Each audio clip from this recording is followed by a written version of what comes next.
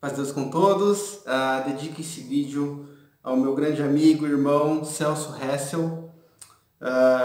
Ele me mandou uma mensagem hoje que eu fiquei muito tocado. Deus tocou no meu coração quando eu vi aquela mensagem. Ele pediu para mim: olha, irmão, grava um hino.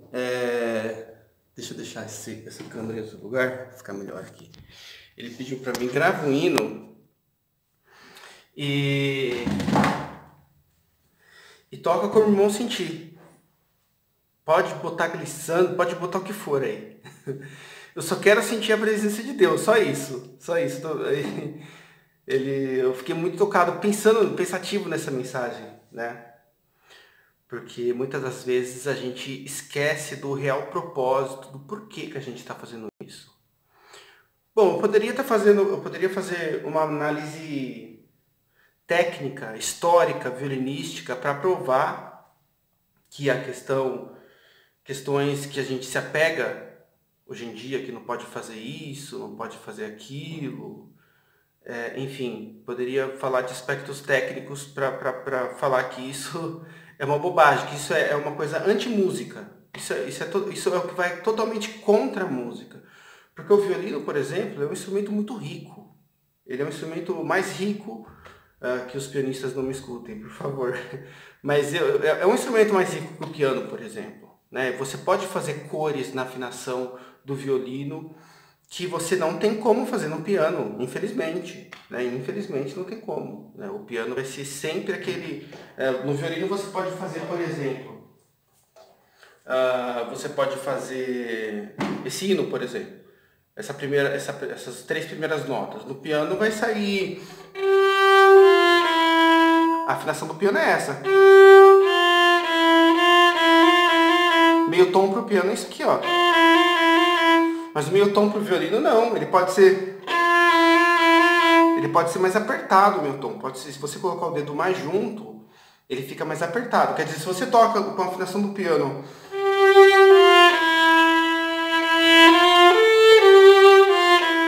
É uma coisa. Se você toca com a afinação que você pode fazer no violino, que é estreitar o meio tom, que é justamente para valorizar essa terça maior que é o Mi, né? Então, numa tonalidade do maior, por exemplo, você tem a terça maior que é o Mi, que é uma nota muito importante, que não pode cair baixa. É uma nota que tem um brilho especial na harmonia. Então você pode valorizar isso no violino, abaixando o Fá, quando o Fá mais baixo e mais junto do Mi, por exemplo.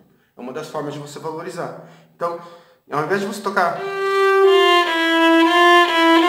você pode tocar...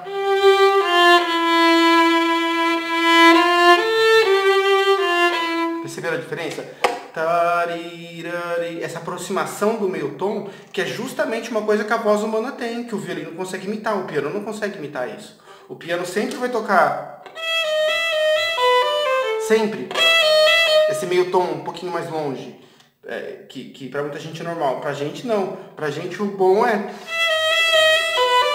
esse meio tom realmente próximo, porque ele vai dar uma característica, ele vai dar uma cor para a afinação. Quer dizer, existem várias formas de você dar cor pro que você está tocando. Você pode fazer uma frase um pouco mais escura, com um vibrato, por exemplo.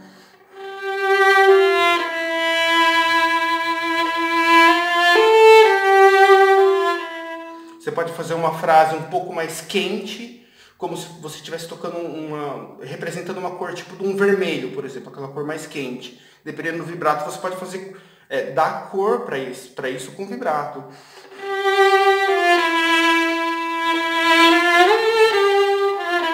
Aquele vibrato mais estreito. Ah, mas eu gosto mais assim. Eu gosto mais assado. Não, né? A questão de gostar mais assim é mais assado. É aquela coisa, você pode comer um macarrão excelente, aquela comida, aquela coisa maravilhosa, com aquele molho de tomate, aquela coisa linda. Só que você não vai querer comer macarrão todo dia. Amanhã você vai querer comer arroz e feijão. Outro dia você vai querer comer sushi, sei lá. Você não vai querer ficar comendo macarrão todo santo dia, porque enjoa. É por isso que é importante o violinista ele ter vários, como é que eu posso falar? Truques técnicos, vamos falar assim, debaixo da manga, como um bom mágico. Por quê? Porque de acordo com o que você está sentindo, de acordo com o que você quer passar, com a mensagem que você quer passar, você vai fazer com que a técnica trabalhe para você. Não é a gente que trabalha para a técnica.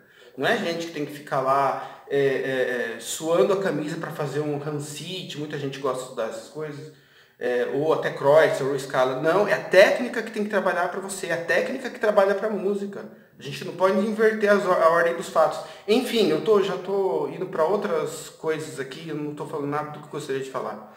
Mas o que me chamou a atenção essa coisa que ele falou, olha, toca como você quiser, né? Porque eu quero sentir a presença de Deus. Então esse teria que ser, não é? Às vezes, infelizmente. Mas teria que ser o objetivo da gente estar fazendo o que está fazendo, de estar louvando a Deus.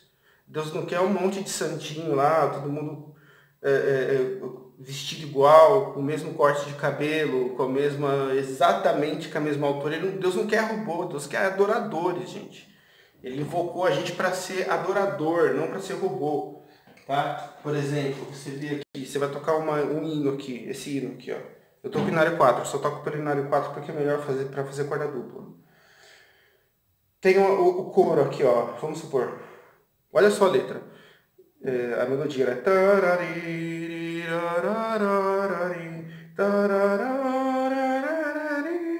A melodia é essa, a letra. Eis que vem o verdadeiro, o juiz e conselheiro.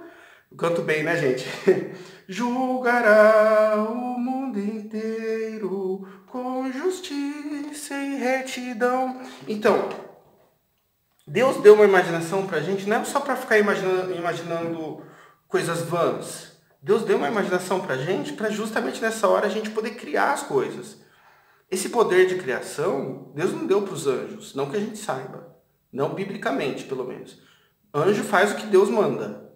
Anjo é assim, anjo obedece às ordens de Deus. Deus deu um poder de criação para o homem muito diferenciado de todas as criaturas que ele criou.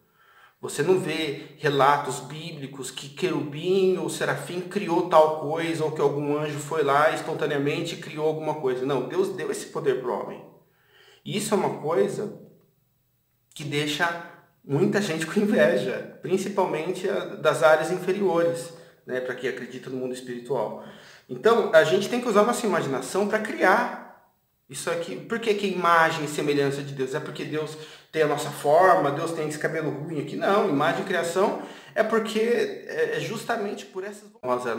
A imagem e semelhança dele, justamente por essas vontades, por esses sentimentos expressados por ele na Bíblia. Né?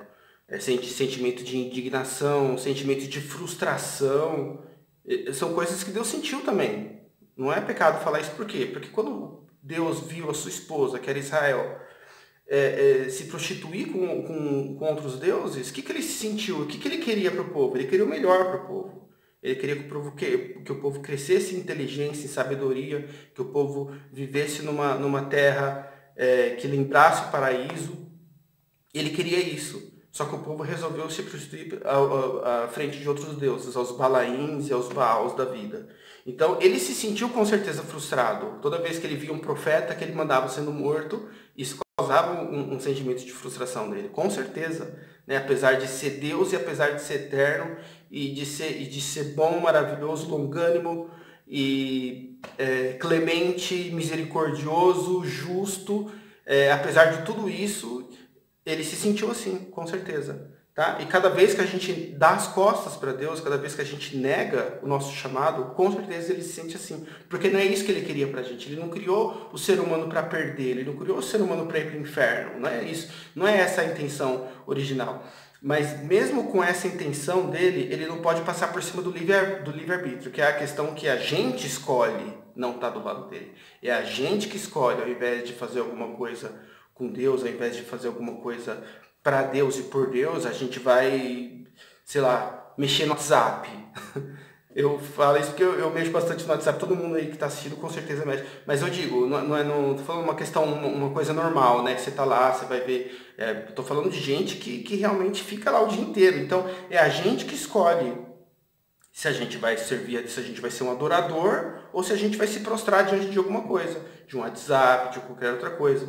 Quem me conhece sabe que o conceito de idolatria que eu penso, né? Idolatria não é só ir lá adorar a imagem. Idolatria é tudo aquilo que você se prostra. né? Se você se prostra diante de um celular, se você se prostra diante de um problema financeiro, de uma adversidade, isso é idolatria, né? Somente a Deus adorarás e somente a Ele prestarás cultos. É assim que fala a palavra. Então você está... A imaginação, né? Onde eu queria falar para vocês. Então, eis que vem o verdadeiro, o juiz e conselheiro. Não é qualquer juiz, não. É o juiz justo, isso aqui. E conselheiro julgará o mundo inteiro com justiça e retidão. Quer dizer, ninguém vai ficar de fora. Agora, vocês imaginem a cena. Olha só, imaginem a cena. Jesus chegando nas nuvens, tá certo?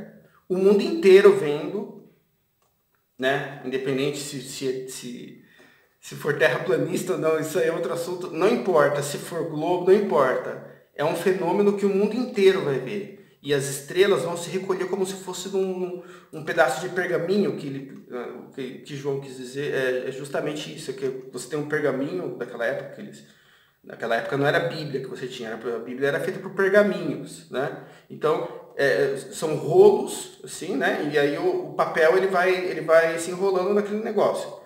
Então, você imagina, aí ele faz a comparação, né, que o céu, as estrelas e tudo mais, tudo que a gente tem por concepção de segundo céu, ele vai se deteriorar, ele vai simplesmente, não vai se achar lugar para eles. Ele, como um rolo de pergaminho, ele vai se enrolar e simplesmente a gente só vai conseguir ver Jesus, a sua glória, a sua justiça e nada mais. Então, vocês imaginem uma cena dessa acontecendo e o camarada tocando lá.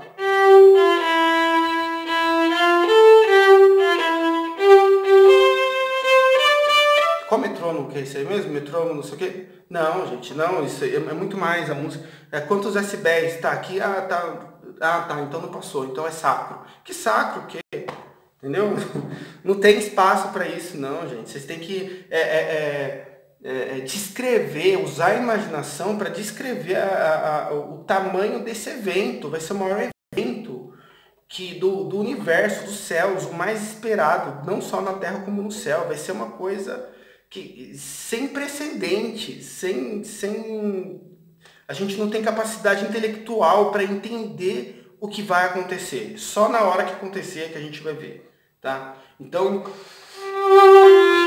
imagina, Jesus nas nuvens aparecendo com os anjos e todo mundo sendo arrebatado. Olha só a cena, né? No mínimo, você vai tocar...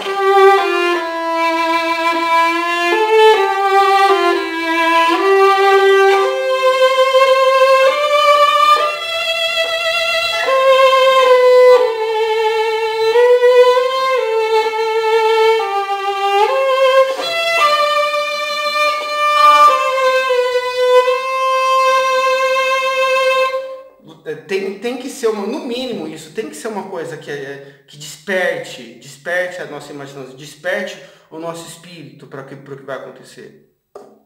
Enfim, então é um pouco disso que eu penso sobre a música, sobre o tema desse vídeo aqui. Eu estou decidindo ainda, mas eu acho que vai ser como eu penso, como eu estudo os hinos, deve ser isso, mais ou menos. Então, é isso, gente. A gente tem que esquecer toda a concepção farisaica que a gente tem, que a gente vai adquirindo com a nossa santidade, com os nossos bons costumes, e ser um adorador. É isso que Deus quer da gente, na minha opinião, tá certo? Respeitando isso, claro. Bom, é isso. Acho que não tem mais nada para falar. Deus abençoe vocês. E até a próxima. Paz de Deus.